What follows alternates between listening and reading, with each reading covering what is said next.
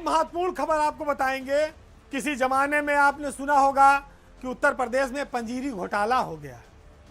पंजीरी मतलब पुष्टाहार विभाग में जो आंगनबाड़ी में गांवों में बच्चों को बांटी जाती थी। आज हम आपको फिर उसी पुराने विभाग की एक नई तस्वीर दिखाएंगे जिसमें उत्तर प्रदेश में पंजीरी महकमे में एक बहुत बड़ा खेल हो गया है। ये मामला करोड़ों अरबों की कमाई से जुड़ा है और आपको इस बात का एहसास कराएगा कि पैसे का रसूख क्या होता है। इस घोटाले ने सरकार की बड़ी बड़ी जांच एजेंसी को कटघरे में खड़ा कर दिया है। बात सन 2018 की है। उत्तर प्रदेश में पुष्टाहार आपूर्ति करने वाली जयपुर की एक संस्था थी जेबीएस फूड प्राइवेट लिमिटेड और बरेली की है खंडेलवाल सोया इंडस्ट्रीज लिमिटेड। इन पर घटिया पोषाहार आपूर्ति करने, गुणवत्ताविहीन सामग्री देने और सरकारी धनराशि के गबन को लेकर एफआईआर हजरतगंज थाने में दर्ज हुई थी, जिसकी जांच बाद में ईओडब्ल्यू को सौंपी गई। आज 8 साल बाद 2018 से 26 में अचानक से इन मामलों में एफआईआर लगा दी गई, फाइनल रिपोर्ट लगा दी गई।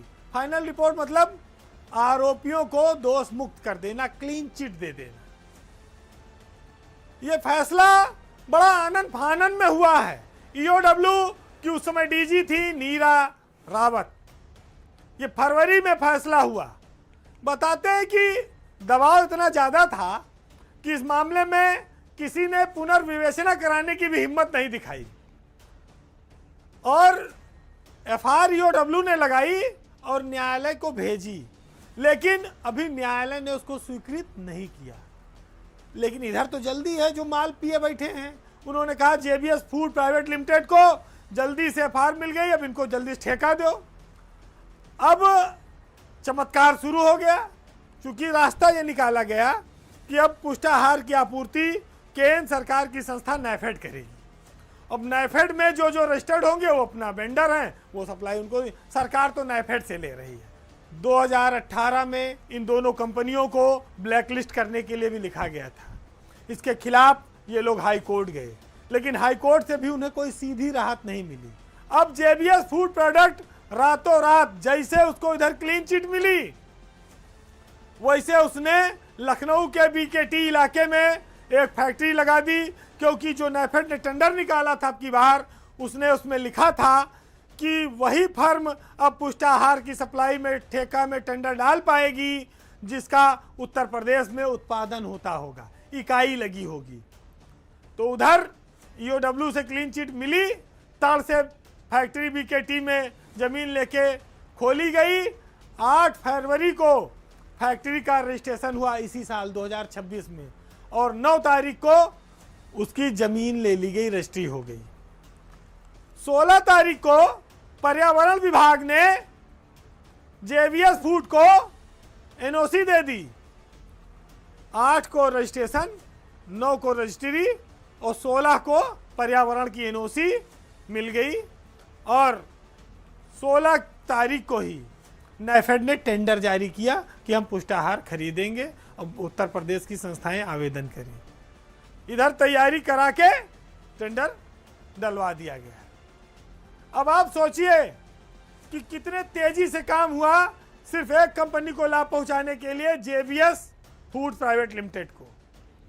इस पूरी टेंडर प्रक्रिया में भाग ले सके, इसलिए उसको सारी एनओसीज फटाफट दिलाई गई। इस मामले में उत्तर प्रदेश के गृह विभाग ने जो तेजी दिखाई, महिला कल्याण बाल विकास पुष्टाहार विभाग ने जो तेजी दिखाई, सबने इतनी स्पीड पकड़ ली कि न्यायालय भी धीमा पड़ गया है। अब आप सोचिए कि सरकारी तंत्र में इतनी स्पीड कैसे आती है। गांधी जी इस देश को आशीर्वाद देकर गए हैं कि जिस कागज पर वो छपे होंगे उसकी स्पीड को कोई रोक नहीं पाएगा। इस उपरोक्त घटनाक्रम से प्रतीत होता है कि जेबीएस कंपनी को लाभ पहुंचाने के लिए ये सारे काम तेजी से किए गए। ये जयपुर की संस्था थी, अब उत्तर प्रदेश में इकाई लगा रही है। आज भ्रष्टाचार पर जीरो टॉलरेंस की बात होती है। आज इसी पुष्टाहार महकमे में जब चर्चा आती है तो पोंटी चड्ढा का नाम लिया जाता है कि वो बहुत बड़ा घोटालेबाज था, उसने तो हजारों करोड़ की पंजीरी खा ली। वो तो ऐसी पंजीरी भेजता था, पुष्टाहार भेजता था, बच्चे नहीं जानवर खाते थे, उसको गांव में बेच दिया जाता था। आज आंगनबाड़ी केंद्रों की दशा सुधारी गई, लेकिन पुष्टाहार का घोटाला नहीं रोक पाए। सरकारें उन अफसरों पर कार्रवाई करें जिन लोगों ने उनकी नाक के नीचे बैठकर ये गंदा खेल किया है, क्योंकि ये छोटा मोटा मामला नहीं है।